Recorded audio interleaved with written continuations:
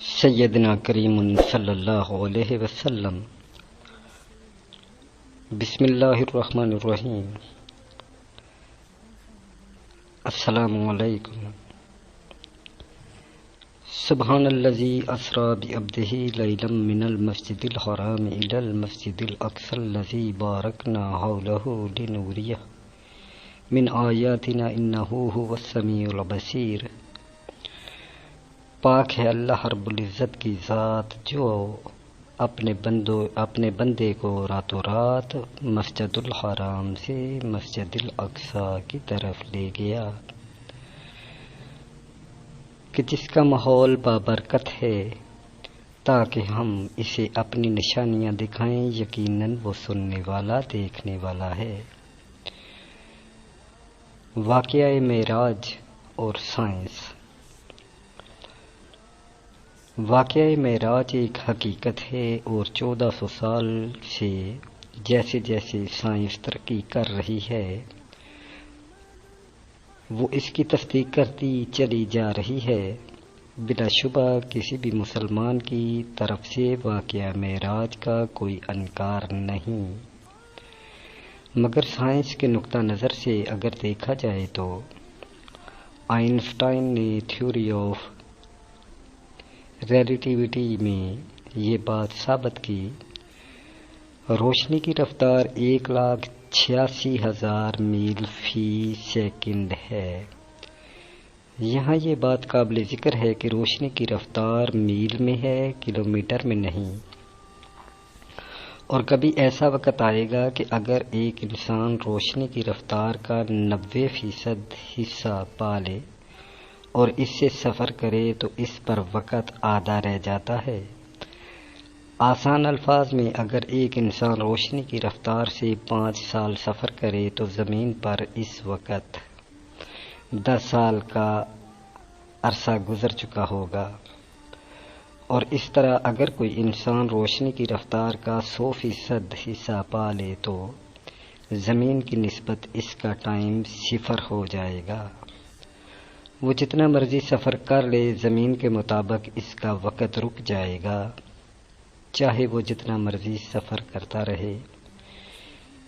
یہ صرف تب ہی ممکن ہے جب وہ انسان مسلسل روشنی کی رفتار سے سفر کرتا رہے۔ دھات ہو یا شہر، علاقوں میں آج بھی بذریعہ اینڈرائڈ فون، ٹیب اور کمپیوٹر پر تصویر کے ساتھ بات کرنے کی سہولت موجود ہے۔ اگر یہ کہا جائے کہ آواز اور تصویر کے ساتھ براہ راست گفتگو کرنے والے لوگ زندہ ہیں تو یہ حقیقت صادق ہے۔ اسی طرح روحانی نکاح کے لیے قلب کا زندہ ہونا شرط ہے۔ جس طرح بجلی کے بغیر سائنسی ایجادات بیکار ہیں، اسی طرح روحانی پاور کے بغیر روحانیت سمجھنا محال ہے۔ جو لوگ روحانی کفیات سے محروم ہیں ان کی مثال ایسے ہی ہے جیسے کسی کے ہاں 12 مہینے لوڈ شیڈنگ رہتی ہو اور انہیں اندھیرے میں ایک دوسرے کی آواز تو سنائی دیتی ہے مگر ایک دوسرے کی صورت دکھائی نہیں دیتی۔ معجزات و کرامات کی حقیقت عقلی دلیلوں سے بیان نہیں کی جا سکتی۔ امام طبرانی جلد 2 حدیث 968 میں ام المومنین بیان فرماتی ہیں، حضرت میمونہ رضی اللہ عنہا سے روایت ہے کہ ایک صبح رسول مکرم صلی اللہ علیہ وسلم تہجد کی نماز کے لیے وضو فرما رہے تھے کہ اچانک آپ نے لبیک لبیک فرمایا اور اس کے فوراً بعد نصرت نصرت فرمایا۔ ام المومنین نے عرض کی، یا رسول مکرم صلی اللہ علیہ وسلم یہ الفاظ فرمانے کی کیا وجہ تھی؟ آپ صلی اللہ علیہ وسلم نے فرمایا کہ عمر بن سالم، آپ جو کہ صحابی رسول ہیں، اپنے سفر سے مدینے کی طرف واپس آ رہے ہیں اور راستے میں انہیں قریش مکہ سے حملے کا خطرہ محسوس ہوا اور انہوں نے مجھے مدد کے لیے پکارا اور کہا یا رسول اللہ صلی اللہ علیہ وسلم میری مدد فرمائیے، اور میں جواب میں یہ کہہ رہا تھا لبیک لبیک، میں نے آپ کی مدد کر دی ہے۔ سبحان اللہ۔ اس حدیث مبارکہ سے ثابت ہوا کہ صحابی ہزاروں میل کے فاصلے سے بھی نبی مکرم صلی اللہ علیہ وسلم سے رابطے میں تھے۔ ان کے سینوں میں روحانی ویڈیو کا ایک لنک نصب تھا۔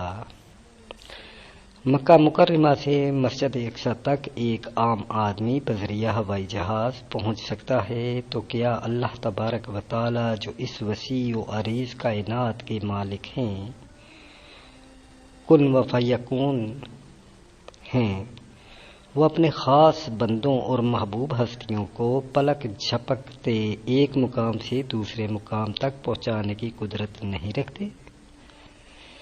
یہ تو مسلم حقیقت ہے کہ رسول مکرم صلی اللہ علیہ وسلم جس وقت مکہ میں تھے، ایک ہی رات میں آپ قدرت الہی سے مسجد الحرام سے مسجد اقصی یعنی بیت المقدس پہنچے۔ وہاں سے آپ آسمانوں کی طرف جائے گئے۔ آسمانی راستوں میں عظمت الہی کے آثار مشاہدات کیے، اسی رات مکہ واپس آ گئے۔ رجب المرجب کا مہینہ اس اعتبار سے بہت اہمیت کا حامل ہے کہ اللہ کریم نے اس ماہ مقدس میں اپنے پیارے حبیب صلی اللہ علیہ وسلم کو معراج جسمانی عطا فرمائی۔ یہ وہ خارق العادات واقعہ ہے جس نے تسخیر کائنات کے مقفل دروازوں کو کھولا اور انسان کو خلا کے راستوں کی جستجو ڈالی۔ اس واقعہ کی منزل لا مکان و لا قیود تھی، لہذا قید و مکان اس کی دنیا میں مثال اور ادراک کا عمل ممکن نہیں۔ قرآن حکیم کی دو صورتوں میں معراج النبی کی طرف اشارہ کیا گیا ہے۔ پہلی صورت بنی اسرائیل ہے، اس میں اس سفر کے ابتدائی حصہ کا ذکر کیا، یعنی مکہ مسجد الحرام سے بیت المقدس کی طرف سفر۔ اس سلسلے کی دوسری صورت سورہ نجم ہے، اس کی ابتدائی 18 آیات میں معراج کا دوسرا حصہ بیان کیا گیا ہے، اور یہ آسمانی سیر ہے اور اللہ تبارک و تعالیٰ کا اپنی ظاہری آنکھوں سے دیدار کرنے کے متعلق ہے۔ نبی مکرم صلی اللہ علیہ وسلم بیت المقدس پہنچے، جہاں پہلے سے انبیاء اکرام علیہ السلام اور ملائکہ آپ صلی اللہ علیہ وسلم کے انتظار میں تھے۔ حضرت جبرائیل علیہ السلام نے آپ صلی اللہ علیہ وسلم کا ہاتھ پکڑا اور مصلی امامت پر کھڑا کر دیا۔ آپ صلی اللہ علیہ وسلم نے ان سب کو 2 رکعت نماز پڑھائی۔ سارے انبیاء اکرام علیہم السلام امام الانبیاء صلی اللہ علیہ وسلم سے مشرف ہوئے۔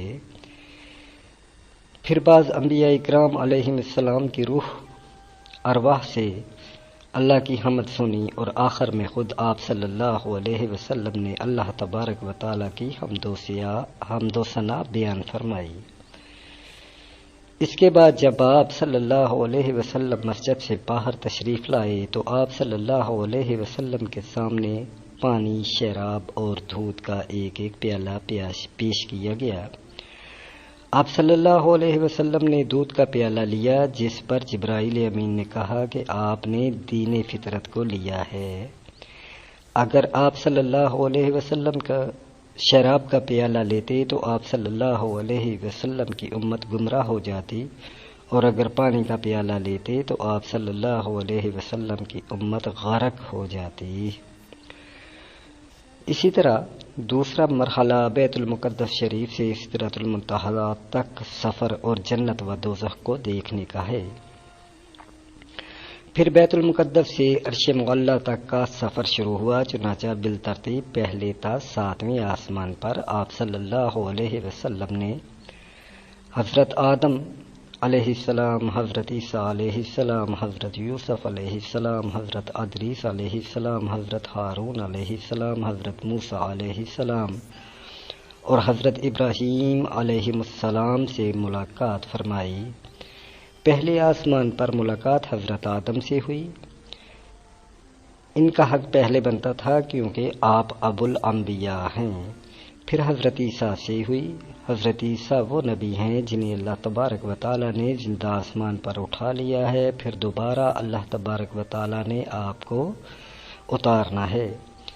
اس کے بعد حضرت یوسف علیہ السلام سے ملاقات کرائی حضور صلی اللہ علیہ وسلم کو یہ بتانے کے لیے کہ جیسے آپ صلی اللہ علیہ وسلم میں مکہ میں اپنوں سے سختیاں جھیلی ہیں، یوسف کے ساتھ بھی اپنوں نے یہ حشر کیا تھا، لیکن ایک وقت آیا تھا کہ یہ فاتح بنے تھے، انہوں نے اپنوں کو معاف کیا تھا۔ حضور صلی اللہ علیہ وسلم پر بھی ایک وقت آنا ہے کہ آپ صلی اللہ علیہ وسلم نے بھی فاتح بننا ہے، تو یوسف کی طرح آپ صلی اللہ علیہ وسلم نے بھی معاف فرما دینا ہے۔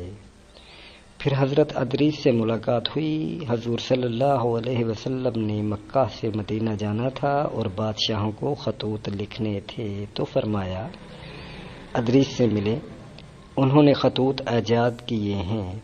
پھر حضرت ہارون سے ملاقات ہوئی۔ حضرت موسیٰ جب تورات لینے گئے، کوہ طور پر گئے، تو پیچھے حضرت ہارون تھے۔ ان کی قوم نے بچھڑے کی پوجا کی تو انہیں قتل کر دیا گیا۔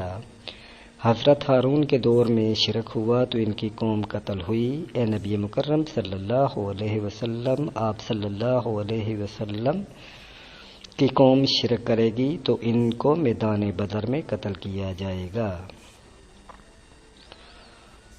پھر حضرت موسیٰ علیہ السلام سے ملاقات ہوئی۔ حضور صلی اللہ علیہ وسلم اوپر گئے ہیں، اوپر سدرۃ المنتہا ہے، سدرہ بیری کا نام ہے، اور منتہا کہتے ہیں اختتام کو۔ یہ وہ جگہ ہے کہ جہاں نیچے والے اعمال پہنچتے ہیں تو اوپر والے فرشتے یہاں سے اوپر لے جاتے ہیں اور اوپر والے احکام وہاں آتے ہیں تو نیچے والے فرشتے وہاں سے نیچے لاتے ہیں۔ اس کے بعد آپ صلی اللہ علیہ وسلم مزید اوپر شریف الاقلام تک پہنچے۔ شریف الاقلام جہاں تقدیر لکھنے والے کلموں کی آواز آ رہی تھی۔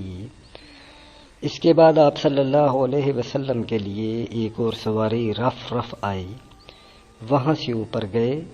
اب مکان ختم ہو گیا اور لا مکان آ گیا۔ میرے نبی مکرم صلی اللہ علیہ وسلم عرش معلی تک پہنچے ہیں۔ اسی موقع پر 5 نمازیں ہم پر فرض کی گئیں۔ پہلے تو 50 نمازوں کا حکم تھا۔ بعض روایات سے یہ بھی معلوم ہوتا ہے کہ سورہ بقرہ کی آخری چند آیات بھی اسی سفر معراج میں بطور تحفہ آپ کو عنایت کی گئیں۔ رسول مکرم صلی اللہ علیہ وسلم کی معراج کا سب سے اہم مرحلہ تیسرا مرحلہ ہے، اور در حقیقت معراج النبی کا تیسرا مرحلہ سدرۃ المنتہا سے لے کر وصال ربوبیت کا مرحلہ ہے۔ انسانی عقل معراج النبی کے تیسرے مرحلہ کے ادراک کی ابتدا کو بھی نہیں پہنچ سکتی۔ اس لیے اللہ کریم نے اس مرحلہ کے بارے میں فقط اتنا فرمایا کہ پھر وہ رب کریم اپنے محبوب سے اور قریب ہوا اور پھر اور زیادہ قریب ہو گیا، بس پھر رب کریم اور نبی کریم صلی اللہ علیہ وسلم کے درمیان 2 کمانوں کا فاصلہ رہ گیا، یا وصال خداوندی میں وہ فاصلہ اس سے بھی کم ہو گیا۔ پھر اس اللہ کریم نے جو چاہا اپنے بندہ خاص رسول مکرم صلی اللہ علیہ وسلم پر وحی فرمائی۔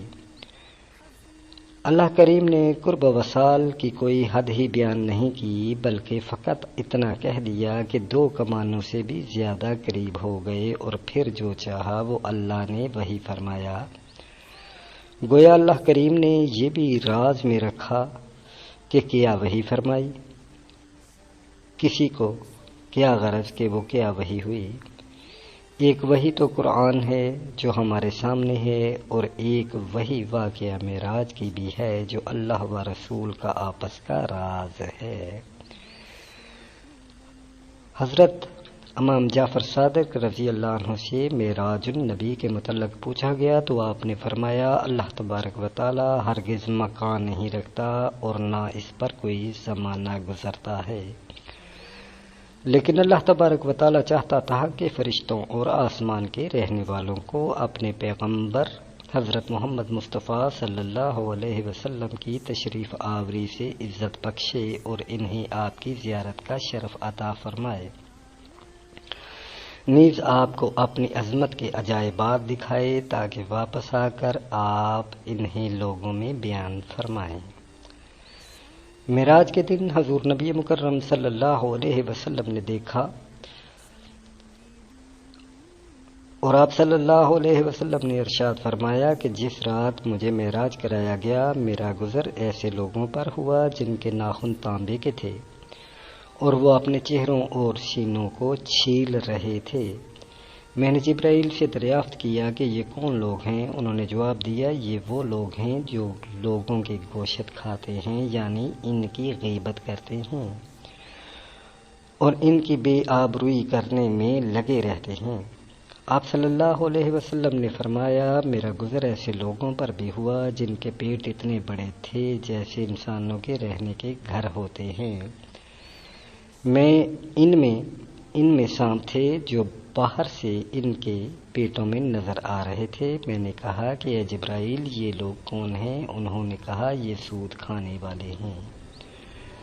آپ صلی اللہ علیہ وسلم کا گزر ایسے لوگوں کے پاس سے بھی ہوا جن کے سر پتھروں سے کچلے جا رہے تھے، کچل جانے کے بعد پھر ویسے ہی ہو جاتے تھے جیسے پہلے تھے، اسی طرح یہ سلسلہ جاری تھا، ختم نہیں ہو رہا تھا۔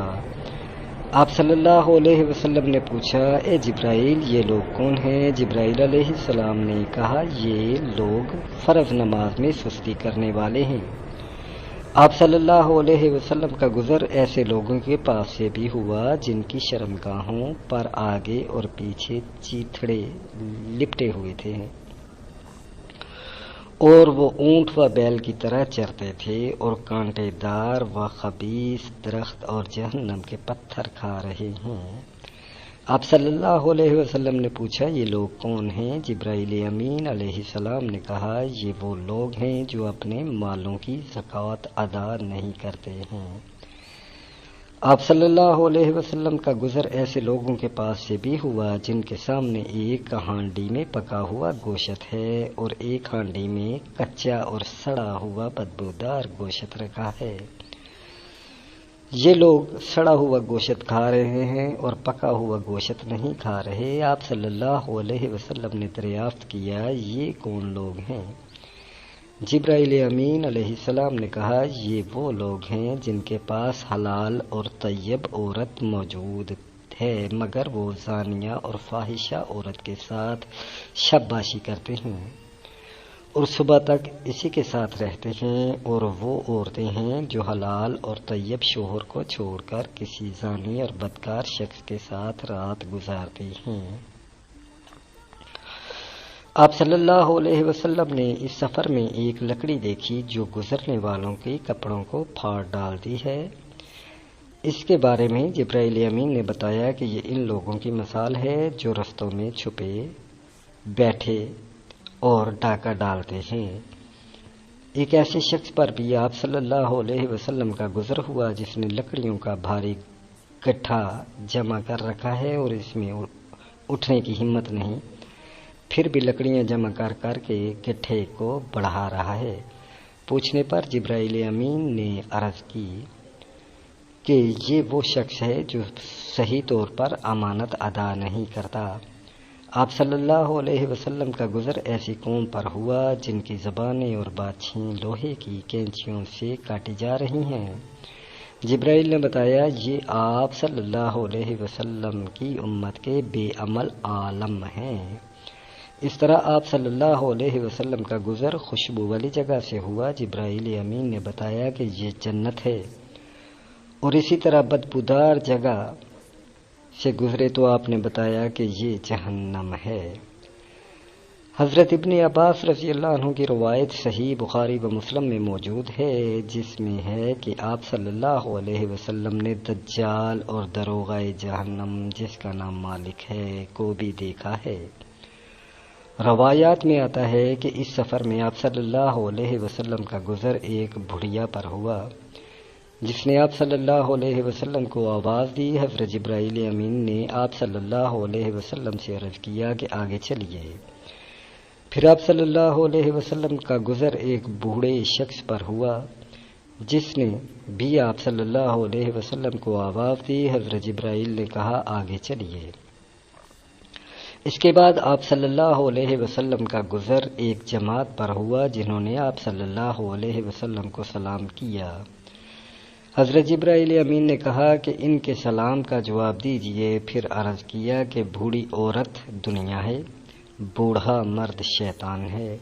دونوں کا مقصد آپ صلی اللہ علیہ وسلم کو اپنی طرف مائل کرنا تھا، اور جس جماعت نے آپ صلی اللہ علیہ وسلم کو سلام کیا وہ حضرت ابراہیم علیہ السلام، حضرت موسیٰ علیہ السلام اور حضرت عیسیٰ علیہ السلام ہیں۔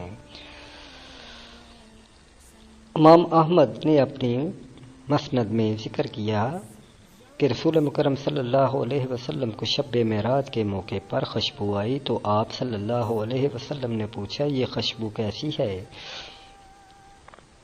تو جبرائیل امین نے کہا کہ یہ کنگھی کرنے والی ماشاطہ اور اس کی اولاد کی خوشبو ہے۔ پھر اس کا مکمل واقعہ آپ صلی اللہ علیہ وسلم کو سنایا کہ ماشاطہ فرعون اور اس کی اولاد کو کنگھی کیا کرتی تھی۔ ایک بار جب وہ فرعون کی بیٹی کو کنگھی کر رہی تھی، اچانک اس کے ہاتھ سے کنگھی گر گئی، تو اس نے کہا بسم اللہ۔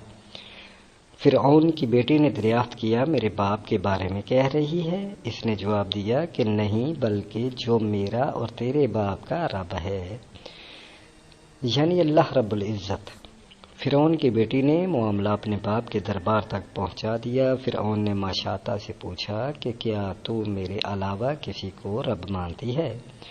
اس عورت نے بڑی دلیری سے جواب دیا کہ ہاں، جو میرا اور تیرا رب ہے۔ چنانچہ فرعون نے طیش میں آ کر ایک تانبے کے بڑے برتن میں پانی گرم کرایا اور حکم دیا کہ اس ماشاطہ اور اس کی اولاد کو اس کھولتے ہوئے پانی میں پھینک دیا جائے۔ پھر فرعون نے ماشاطہ سے پوچھا کہ تیری کوئی خواہش ہے تو بتا۔ اس نے کہا کہ ہاں، میری اور میری اولاد کی ہڈیاں اکٹھی کر کے ایک جگہ دفنا دینا۔ چنانچہ اس کی اولاد کو ایک ایک کر کے ابلتے ہوئے پانی میں ڈال دیا گیا۔ جب اس کے شیرخوار بچے کی باری آئی تو خاتون کی ممتا نے جوش مارا اور وہ ذرا پیچھے ہٹی، تو اس شیرخوار بچے نے کہا اماں جان، بے خوف و خطر اس میں کود جا، آخرت کا عذاب دنیا کے عذاب سے زیادہ سخت ہے۔ چنانچہ وہ ماشاطہ اس کھولتے ہوئے پانی میں کود گئی۔ اسی طرح آپ صلی اللہ علیہ وسلم نے چند اہل جنت کے احوال بھی مشاہدہ فرمائے۔ چنانچہ آپ کا گزر ایک ایسی قوم پر ہوا جو ایک ہی دن میں بیج بوتی ہے اور فصل کاشت کر رہی تھی۔ اس کے بارے میں جبرائیل امین نے بتایا کہ یہ آپ صلی اللہ علیہ وسلم کی امت کے مجاہدین ہیں، ان کی ایک نیکی 700 نیکیوں سے بھی زیادہ ہو جاتی ہے، اور یہ جو کچھ خرچ کرتے ہیں اللہ تبارک و تعالیٰ ان کو اس کا نعم البدل عطا فرماتا ہے۔ اسی طرح بعض صحابہ اکرام کے محلات بھی آپ صلی اللہ علیہ وسلم نے اس سفر میں دیکھے۔ آپ صلی اللہ علیہ وسلم رات کے مختصر وقت میں تاریخی انسانی کا سب سے طویل سفر طے کیا، جس میں مکہ مکرمہ سے بیت المقدس جانا، انبیاء اکرام و ملائکہ سے امامت کروانا، پھر وہاں سے آسمان تک تشریف لے جانا، انبیاء اکرام سے ملاقات اور سدرۃ المنتہا، شریف الاقلام، کعبہ قوسین تک رسائی، جنت و دوزخ کا مشاہدہ کر کے واپس تشریف لانا موجود ہے۔ جب آپ واپس تشریف لے آئے تو صبح اٹھ کر آپ صلی اللہ علیہ وسلم نے اپنے رات والے واقعے کو بیان کیا تو قریش جھٹلانے لگے۔ قریش مکہ حضور صلی اللہ علیہ وسلم سے بیت المقدس کے احوال دریافت کرنے لگے تو اللہ تبارک و تعالیٰ نے بیت المقدس کو حضور مکرم صلی اللہ علیہ وسلم کے سامنے ظاہر فرما دیا۔ آپ صلی اللہ علیہ وسلم حتیم کعبہ میں تشریف فرما تھے۔ قریشی لوگ سوال کرتے، آپ صلی اللہ علیہ وسلم ان کے سوالوں کا صحیح جواب دیتے گئے۔ اللہ رب العزت ہمیں نبی مکرم صلی اللہ علیہ وسلم سے سچی محبت کرنے کی توفیق عطا فرمائے۔ تو ہر لحاظ سے، سائنسی لحاظ سے، دنیاوی لحاظ سے، عقلی لحاظ سے، جس طرح بھی دیکھا جائے، معراج مصطفیٰ آپ صلی اللہ علیہ وسلم نے اپنے ظاہری وجود مبارک کے ساتھ کی۔ اللہ رب العزت کا دیدار کیا۔ اللہ رب العزت ہم سب کو اپنے حفظ و ایمان میں پناہ میں رکھے۔ السلام علیکم ورحمۃ اللہ وبرکاتہ۔